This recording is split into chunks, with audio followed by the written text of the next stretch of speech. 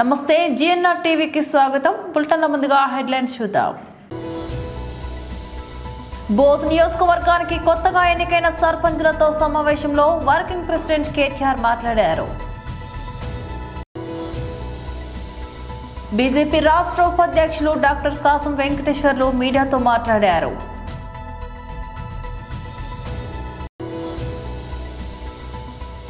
Party కేంద్ర కార్యాలయం తాడేపల్లి నుంచి మాజీ మంత్రి శ్రీ ఆదిమూలపు సురేష్ ప్రెస్ మీట్.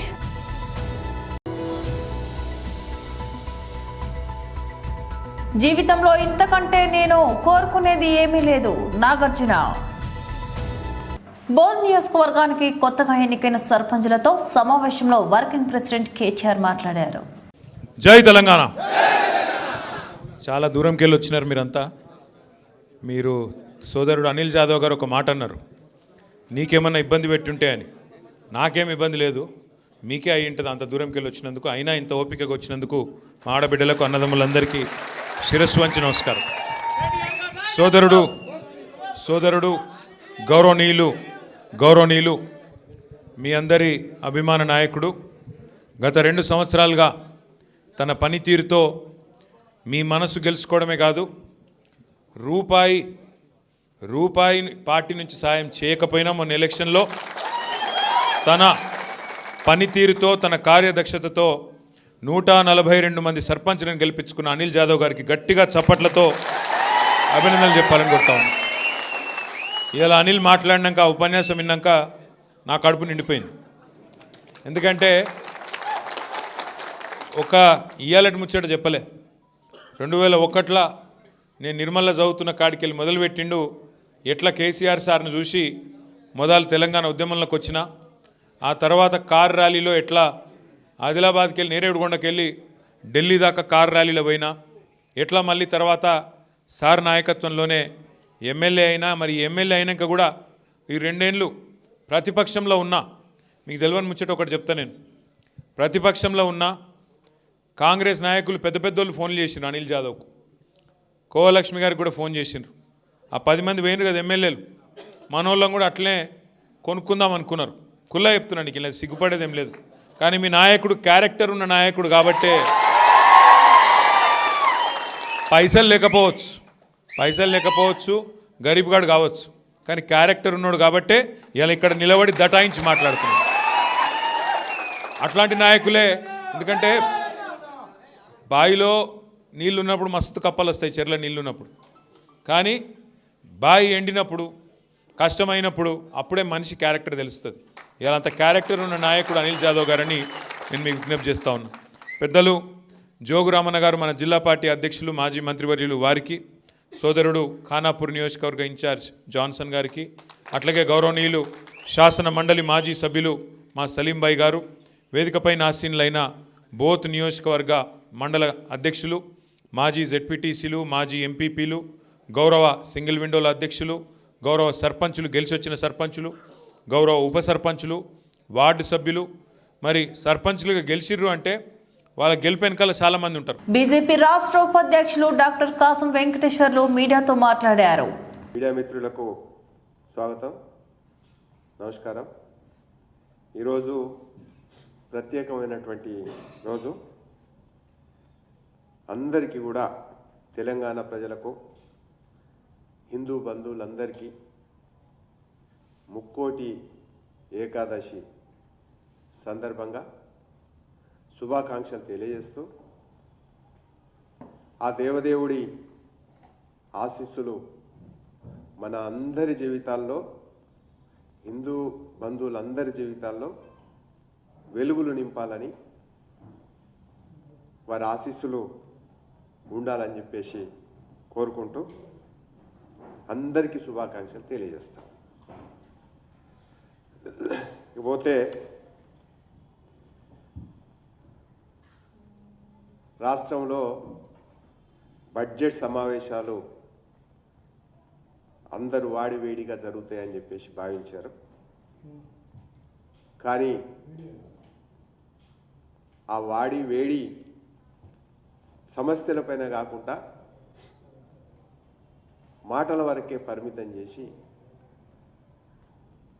ఇవాళ తెలంగాణ సమాజంలో అయోమయ పరిస్థితిని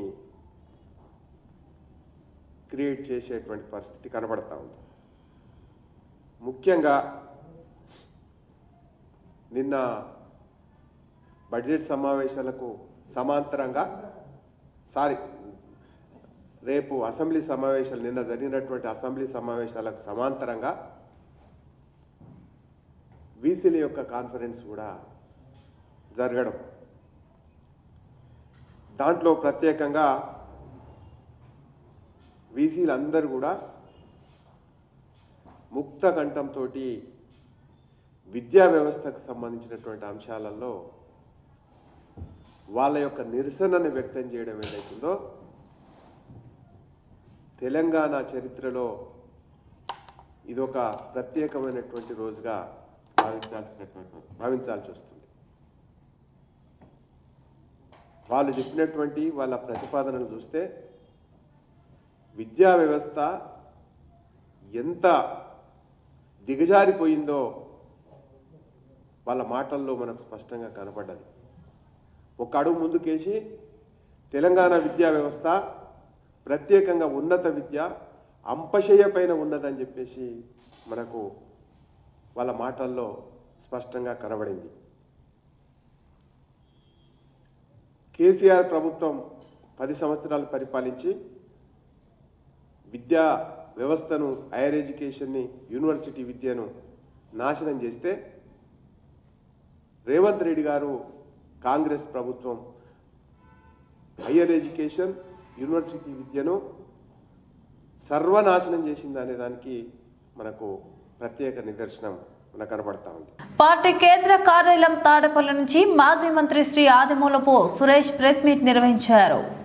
చేసినటువంటి పరిస్థితుల్ని ఈరోజు మీ ముందు ఉంచుతా ఉన్నాను. ప్రభుత్వమే ప్రభుత్వ విద్యను నాశనం చేసే విధంగా ఈ 18 నెలల కాలంలో టీడీపీ కూటమి ప్రభుత్వం తీసుకున్నటువంటి అనేకమైనటువంటి అనాలోచిత నిర్ణయాలు కానివ్వండి, ప్రయోగాలు కానివ్వండి, పూర్తిగా వికటించాయి. ఒక్క మాటలు చెప్పాలంటే విద్యా వ్యవస్థను పూర్తిగా భ్రష్టు పట్టించడం జరిగింది. ముఖ్యమంత్రి గారి కుమారుడు స్వయానా విద్యాశాఖను నిర్వహిస్తాడు అని చెప్పి తెలిసినప్పుడు విద్యాశాఖ మంత్రిగా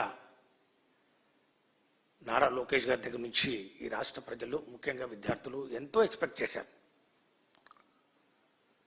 అనేకమైనటువంటి మార్పులు, చేర్పులు, లేకపోతే కనీసం గత ప్రభుత్వం, వైసీపీ ప్రభుత్వం చేపడుతున్నటువంటి కార్యక్రమాలను, చేపట్టినటువంటి పథకాలు అవన్నీ కూడా కంటిన్యూ చేస్తూ అదనంగా ఇంకా కొత్త పథకాలు ఏమైనా తీసుకొచ్చే కార్యక్రమం చేస్తారని చెప్పి ఆశించారు. కానీ ఈరోజు ప్రభుత్వ విద్య పట్ల విద్యార్థులకు, తల్లిదండ్రులకు నమ్మకం సన్నగిలుతా ఉంది. ఇది నేను ఏదో రాజకీయ కోణంలో చెప్పే ఒక స్టేట్మెంట్ కాదు. ఒకసారి పరికించి చూస్తే ఈ 18 నెలల కాలంలో ఈ టీడీపీ కూటమి ప్రభుత్వం చేసినటువంటి కొన్ని కార్యక్రమాలు, ఈ యొక్క పథకాలు, సంక్షేమ కార్యక్రమాలు ఏవైతే ఉన్నాయో, ముఖ్యంగా నాడు నేడు లాంటి చక్కటి కార్యక్రమాలు, నాడు నేడు కానివ్వండి, సిబిఎస్ఈ, ఐబీ సిలబస్లు కానివ్వండి, అట్లాగే టోఫిల్ ఇంగ్లీష్ మీడియం స్కూల్స్ కానివ్వండి, అట్లాగే 8th క్లాస్కు ట్యాబ్లు ఇచ్చే కార్యక్రమాలు కానివ్వండి, గోరుముద్ద కానివ్వండి, అమ్మఒడి కానివ్వండి, ఇవన్నీ ఈ 18 నెలల కాలంలో లోకేష్ గారు ఏం చేశారు అనేది ఒకసారి పరికించి చూస్తే ఈ నాడు నేడు పనులన్నీ కూడా అటకెక్కాయి. అమ్మఒడికి మంగళం పాడేసి తల్లికి వందనం అని చెప్పి ఒకరికి 8,000, ఒకరికి 10,000, ఎంతమంది ఉంటే ఎంతమందికి ఇచ్చారనే దాని మీద ఖచ్చితంగా మంత్రి గారు సమాధానం చెప్పాల్సినటువంటి అవసరం ఉందని చెప్పి మేము డిమాండ్ చేస్తా ఉన్నాం. అది కూడా తొలి ఏడాది ఎగరగొట్టడం జరిగింది. ఇక డిజిటల్ క్లాస్ రూమ్లకు బాయ్, టోఫిల్ క్లాసులకు టాటా, సిబిఎస్ఈ, ఐబీ బోధన పూర్తిగా ఎత్తివేయడం జరిగింది. సబ్జెక్టు టీచర్ల పైన పూర్తిగా వేటు వేయడం జరిగింది. 2025 సంవత్సరం తనకు వ్యక్తిగతంగా ఎంతో సంతోషాన్ని ఇచ్చిందని టాలీవుడ్ మన్మధుడు కింగ్ నాగార్జున ఆనందం వ్యక్తం చేశారు. ఈ ఏడాది తన చిన్న కుమారుడు అక్కినేని అఖిల్ వివాహం జరగడం, పెద్ద కుమారుడు నాగ చైతన్య శోభిత దంపతులు తమ వైవాహిక జీవితంలో ఏడాది పూర్తి చేసుకోవడం తనకు ఎంతో సంతృప్తినిచ్చిందని తెలిపారు. జీవితంలో ఇంతకంటే తాను కోరుకునేది ఏమీ లేదన్నారు. ఇక 6-10 వయసు దాటిన తన గ్లామర్తో ఫిట్నెస్తో నేటి యువ హీరోలకు నాగార్జున గట్టి పోటీ ఇస్తున్నారు. 66 ఏళ్ల వయసులోనూ ఆయన అంత ఫిట్గా ఉండడం వెనుక ఉన్న రహస్యాన్ని తాజాగా ఓ ఆంగ్ల మీడియాకు ఇచ్చిన ఇంటర్వ్యూలో బయటపెట్టారు. ప్రధానంగా తన క్రమశిక్షణే తన ఆరోగ్యానికి కారణమని నాగార్జున స్పష్టం చేశారు. గత 45 ఏళ్లుగా తాను క్రమం తప్పకుండా జిమ్ చేస్తున్నానని, ఆరోగ్యం బాగోలేనప్పుడు తప్ప మిగతా ఏ రోజు కూడా వ్యాయామానికి డుమ్మా కొట్టేదే లేదని నాగార్జున తెలిపారు. ఫిట్నెస్ కోసం తాను ఎప్పుడు కడుపు మార్చుకుని డైటింగ్ చేయనని, సమయానికి పౌష్టికాహారం తీసుకుంటానని వివరించారు. శారీరక శ్రమతో పాటు మానసిక ఆరోగ్యం కూడా ముఖ్యమని, ఏ విషయాన్నైనా తాను పాజిటివ్గా తీసుకుంటానని, సమస్యలు వచ్చినప్పుడు నిరుత్సాహపడనని చెప్పుకొచ్చారు. కెరీర్ పరంగా చూస్తే 2025లో లోకేష్ కనగరాజు దర్శకత్వంలో వచ్చిన కూలీ సినిమాలో సైమాన్ పాత్రలో శేఖర్ కమ్ముల, కుబేరాలో మాజీ సిబిఐ అధికారి దీపక్ తేజ్ గా నాగార్జున మెప్పించారు. ప్రస్తుతం తన కెరీర్లో ప్రతిష్టాత్మకమైన 100వ సినిమా పనుల్లో నాగార్జున బిజీగా ఉన్నారు. క్రమశిక్షణ, సానుకూల దృక్పథంతో నాగార్జున మెయింటైన్ చేస్తున్న లైఫ్ స్టైల్ యువతకు ఆదర్శంగా నిలుస్తోంది. వరంగల్ పోలీస్ కమిషనర్ సన్ప్రీత్ సింగ్ సంతోషాల నడుమ నూతన సంవత్సర వేడుకలు సురక్షితంగా నిర్వహించుకోవాలని ప్రజలకు సూచించారు. కమిషనరేట్ పరిధిలోని ప్రజలు ప్రశాంత వాతావరణంలో వేడుకలను జరుపుకోవాలని, ఎలాంటి అవాంఛనీయ సంఘటనలు జరగకుండా చూసుకోవాలని హెచ్చరించారు. డిసెంబర్ 31 రాత్రి వేడుకల సందర్భంగా స్థానిక పోలీసులు, traffic task force, crime she teams, patrolling విభాగాల సిబ్బంది ముమ్మరంగా పెట్రోలింగ్ నిర్వహిస్తారు. కార్యక్రమ నిర్వాహకులు ముందుగా పోలీస్ అనుమతులు తీసుకోవాలని, సీసీ కెమెరాలు ఏర్పాటు చేసి సెక్యూరిటీ సిబ్బంది నియమించుకోవాలని కమిషనర్ సూచించారు. అశ్లీల నృత్యాలు, మత్తు పదార్థ వినియోగం, నిర్లక్ష్యంగా డ్రైవింగ్ వంటి చర్యలకు చట్టపరమైన చర్యలు తప్పవని స్పష్టం చేశారు. మైక్ थोड़ा प्रॉब्लम है सर तो ప్లీజ్. అన్ని రోజుల్లాగా ఇప్పుడు మనకి రేపు 31 డిసెంబర్ ఉంది. అది కొత్త సంవత్సరం 2026 అది స్టార్ట్ అవుతుంది. సో మిగతా అన్ని రోజులు మనం ఎట్లాగో అది పబ్లిక్ సేఫ్టీ, సెక్యూరిటీ కాపాడుకోవడానికి పని చేస్తూ ఉంటాము. రేపు సాయంత్రం నుంచి రేపు లేట్ నైట్ వరకు, కొత్త సంవత్సరం వచ్చిన తర్వాత, పుట్టిన తర్వాత కూడా కొద్దిసేపు వరకు ఇది పోలీస్ తరఫు నుంచి అది పకడ్బందీగా అన్ని కూడా ఏర్పాట్లు అది చేయడం జరుగుతుంది. ముఖ్య ఉద్దేశం ఏముంది దట్ అది పబ్లిక్ అందరూ కూడా అది క్షేమంగా ఉండాలి. సో దట్ మనకి ఏదైతే కొత్త సంవత్సరం స్టార్ట్ అవుతుందో అది ఎలాంటి కూడా యాక్సిడెంట్ లేకుండా, ఎలాంటి కూడా అది డెత్స్ లేకుండా, ఎలాంటి కూడా ఇన్సిడెంట్స్ లేకుండా మనకి రావాలని, అదే పబ్లిక్ కూడా అందరూ కూడా అది సేఫ్గా, సెక్యూర్గా ఉండాలని అది కోరికతోటి ఇది పని ఇక్కడ చేస్తాము. సో దీంట్లో భాగంగా ముఖ్యంగా అది అన్ని చోట్ల కూడా అది డ్రంక్ డ్రైవింగ్ టెస్ట్లు అది రేపు నడుస్తాయి. రేపు లేట్ ఈవినింగ్ నుంచి స్టార్ట్ అయ్యి తర్వాత లేట్ నైట్ వరకు కూడా 1 or 2 ఆ టైం వరకు కూడా అది నడుస్తాయి. అది డిపెండింగ్ ఆన్ ద సిచ్యువేషన్. ఇవి కాకుండా వేరే వేరే ప్లేస్లలో అది ట్రాఫిక్ డైవర్షన్స్ అండ్ కొన్ని చోట్ల అది ట్రాఫిక్ అది రోడ్ బ్లాకింగ్ అవన్నీ కూడా అది ప్లాన్ చేసినాము. సో పబ్లిక్కి అందరికీ కూడా కోరిక ఉంది, అందరికీ అపీల్ ఉంది దట్ అది మాకు పోలీస్కి మీరు కోఆపరేట్ చేయండి. సో ఎక్కడైనా కూడా అది తాగి, ఏదైనా మద్యం తాగి దయచేసి వెహికల్ ఏమి నడపకండి.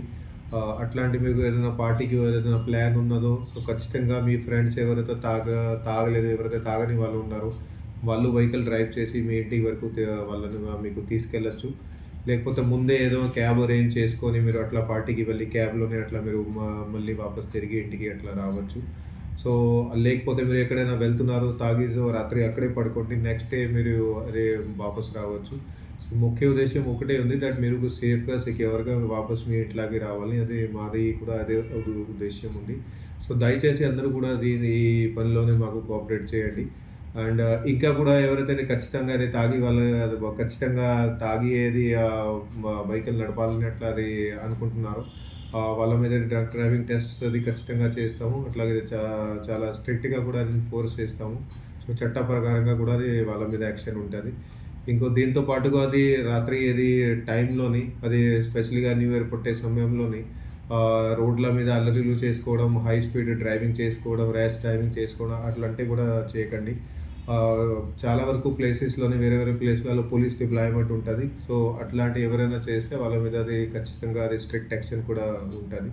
సో అందరికీ పబ్లిక్కి మళ్ళీ చెప్తున్నాను దట్ పోలీస్కి కోఆపరేట్ చేయండి. కొత్త సంవత్సరం, నూతన సంవత్సరం మీతో పాటుగా అందరికీ కూడా సుఖమై ఉండాలని అది మాది కోరిక ఉంది, అదే మాది ప్లానింగ్ కూడా ఉంది. సో మీరందరికీ కూడా అది న్యూ ఇయర్ సంబంధించి అడ్వాన్స్లోనే విషెస్ చెప్తున్నాను. Thank you very much. Satyavedu మండలంలో ఎమ్మెల్యే సుడిగాలి పర్యటన. మంగళవారం సత్యవేడు మండలం విఆర్ కండ్రిగా ఎస్టీ కాలనీలో 6 లక్షల వ్యయంతో సీసీ రోడ్ నిర్మాణానికి భూమి పూజ చేశారు. అనంతరం సత్యవేడు విద్యుత్ సబ్స్టేషన్లో ట్రాన్స్ఫార్మర్ స్విచ్ ఆన్ చేశారు. అనంతరం సత్యవేడు టు మదనపల్లి బస్ సర్వీసును ప్రారంభించి ఆ తర్వాత ప్రజా దర్బార్ కార్యక్రమంలో పాల్గొన్నారు. చూడండి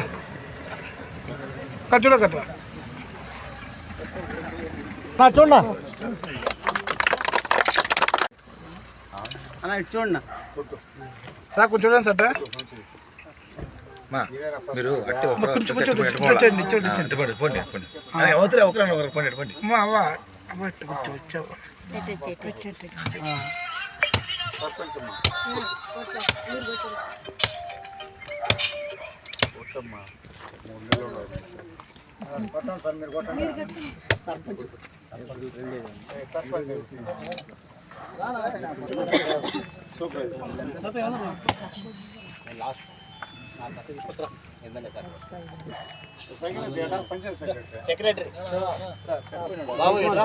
డిప్యూటీ సీఎం పవన్ కళ్యాణ్ దీవెనలతో మన సత్యవేడు మండలం వెంకటాజగండి గంటి కాలనీకి సిమెంట్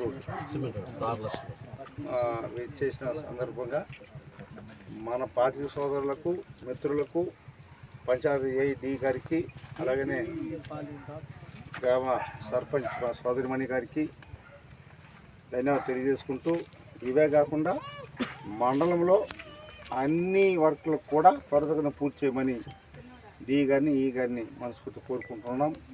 ఈ పంచాయతీ వర్కులతో పాటు ఎన్ఆర్జీఎస్ పక్క పంచాయతీ భవనాలు కానీ, సీసీ రోడ్లు కానీ, బీటీ రోడ్లు కానీ, ఈ రోడ్డు కూడా మంజూరు చేశాం. ఇక్కడి నుంచి కన్నవరం దాకా త్వరలోనే ప్రారంభం చేయబోతున్నాం.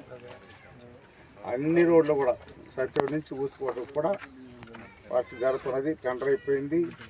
మన ప్రాంతంలో గౌరవ ముఖ్యమంత్రి గారి చంద్రబాబు ఆశీస్సులతో అన్ని రోడ్లు కానీ, గ్రామానికి కావాల్సిన సదుపాయాలు కానీ, మీకు నీళ్ళ వసతి కానీ, తాగునీటి సమస్య ఉన్నా, కరెంటు ఇబ్బంది ఉన్నా, ఏదన్నా పక్షపాతం చెప్పండి. ఇంకా కూడా ఇల్లు లేని వారికి ఇల్లు కట్టించే కార్యక్రమం తీసుకొస్తున్నాం. పెన్షన్స్ కూడా చాలామంది అక్క చెల్లెములకు భర్తను కోల్పోయినటువంటి చాలామందికి లేదు. అవి కూడా జనవరి నుంచి అన్ని సర్వే చేస్తున్నాడు. పంచాయతీ సెక్రటరీ గారు ఎవరైతే ఉందో వాళ్ళన్నీ కూడా దాన్ని సక్రమబద్ధం చేసి అందరికీ న్యాయం చేస్తాం. ప్రతి ఒక్కరికి, ప్రజలకి. వచ్చే నెల 28 నుంచి 31 వరకు గోదావరికని నగర శివారులోని గోదావరి నది తీరాన జరగనున్న సమ్మక్క సారలమ్మ జాతర ఆధునీకరణ పనులు జోరుగా జరుగుతున్నాయని, ఈ ఏర్పాట్లను సింగరేణి ఎన్టీపీసీతో పాటు రామగుండం నగరపాలక సంస్థ చేస్తుందని సమ్మక్క సారలమ్మ జాతర కమిటీ పేర్కొంది. ఇందుకు పూర్తి స్థాయిలో తమ సహకారాన్ని అందిస్తున్న ఎమ్మెల్యే మకాన్ సింగ్ కు కృతజ్ఞతలు తెలిపారు. నది ఒడ్డున జరిగే శ్రీ సమ్మక్క సారలమ్మ జాతర 2026 జనవరి 20 నుంచి 31 వరకు జరిగే జాతరకు గౌరవ శ్రీ ఎమ్మెల్యే మక్కాన్ సింగ్ రాజ్ ఠాకూర్ గారి ఆదేశాల మేరకు సింగరేణి యాజమాన్యం, ఎన్టీపీసీ, మున్సిపల్ కార్పొరేషన్ కలిసి విస్తృత స్థాయిలో అనేక పనులు చేపట్టి ఈ డెవలప్మెంట్ చేయడం జరుగుతుంది. వారి ధైర్య సాహసాలకు ఇవాళ మేము హాట్సాప్ కమిటీ అంతా మేము వారికి రుణపడి ఉంటాం. ఎందుకంటే ఇక కానటువంటి పనులను కూడా వాళ్ళ దగ్గరుండి ఆదేశించి కంపల్సరీ ఈ టైంకు కావాల్సిందే అని వారు ఎమ్మడిపడి పనులన్నీ చేయిస్తున్నారు. కాబట్టి వారికి మేము జీవితాంతం రుణపడి ఉంటామని కమిటీ తరఫున ముఖ్యంగా చెప్పుకుంటున్నాం. అట్లే అదే కాకనే మనకున్నటువంటి పెద్ద సలారం పెద్ద గేట్ ఒకటి ఆర్చి గేట్ ఉండే, దాన్ని తీసేసి కడదామనే ఆలోచనలో ఉంటే అది వద్దన్నాని మేము కోరిన మేరకు వెంటనే కొత్త పెద్ద ఆర్చిని కూడా వారు స్వయంగా వారు ఏం చేస్తారో వారి సొంత డబ్బులు పెట్టి వారు పెద్ద ఆర్చి తయారు చేస్తున్నారు. ఇక అట్లనే అనేక పనులు ఒక్కటే కాదు, మరుగుదొడ్లు కానీ కొత్త రోడ్డు జరిగే అన్ని పనులు కూడా విస్తృతంగా జరుగుతున్నాయి. ఈ డేటుకు 15 తారీఖు డేట్ పెట్టిండు అన్న 15 తారీఖు లోపల అన్ని పనులు అవుతాయని మేము భావిస్తున్నాం. ముఖ్యంగా కాంపౌండ్ వాళ్ళు కూడా ఎంబడిపడి ఈ సాలారం కట్టే రీతిలో ఉండాలని కొత్త అన్ని తీసేసి కూడా కాంపౌండ్ వాళ్ళ నిర్మాణం కూడా 18 ఇంచుల మందంతో చుట్టూ కాంపౌండ్ వాళ్ళు కూడా నిర్మాణం చేయడం జరుగుతుంది. అది ఈ 20 తారీఖు అందిస్తామని అన్నారు. తప్పకుండా అందుతుందని అనుకుంటున్నాం. ఎందుకంటే ఇప్పటికే ఆ మేషన్ వర్క్స్ స్టార్ట్ అయినాయి. ఇవన్నీ ఈ కాంపౌండ్ వాళ్ళు బండ వేయడము, గ్రానైటు, ఈ గ్రిల్స్, మొత్తం అన్ని పనులు కూడా అవుతాయని మేము భావిస్తున్నాం. కాబట్టి వారికి ఎల్లవేళలా మేము రుణపడి ఉంటాం. దీనికి సింగరేణి సీనన్న, బాలరాజు గారు ముఖ్యంగా టైం అంతా ఇక్కడ ఉండి టైం వెచ్చించి సింగరేణి తోటి ఎప్పటికప్పుడు కోఆర్డినేట్ చేసుకుంటా ఇక్కడ పనులు, సామాన్ తేవడం, పైపులు, ఇందులో లేనటువంటి సామాను కూడా వాళ్ళు తెచ్చి ఇక్కడ ఈ పనులన్నీ జరిగేటట్టు చూస్తాం. కాబట్టి వారికి కూడా మేము మా కమిటీ తరఫున ధన్యవాదాలు తెలుపుకుంటున్నాం. ఈ అతి త్వరలో ఇప్పటి నుంచి అన్ని పేపర్స్ కూడా దీన్ని పబ్లిసిటీ చేసి ముందుకు తీసుకెళ్లాలని కోరుకుంటున్నాం. బులెటిన్ ముగించే ముందు మరోసారి హెడ్లైన్స్ చూద్దాం. బోధ్ నియోజకవర్గానికి కొత్తగా ఎన్నికైన సర్పంచ్లతో సమావేశంలో వర్కింగ్ ప్రెసిడెంట్ కేటీఆర్ మాట్లాడారు. బీజేపీ రాష్ట్ర ఉపాధ్యక్షులు డాక్టర్ కాసం వెంకటేశ్వర్లు మీడియాతో మాట్లాడారు.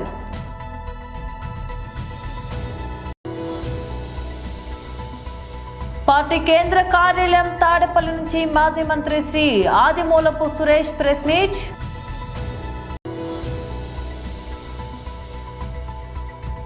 జీవితంలో ఇంతకంటే నేను కోరుకునేది ఏమీ లేదు, నాగార్జున. ఇవి బులెటిన్ అప్డేట్స్. మరో బులెటిన్లో మళ్ళీ కలుద్దాం. అంతవరకు సెలవు, నమస్తే.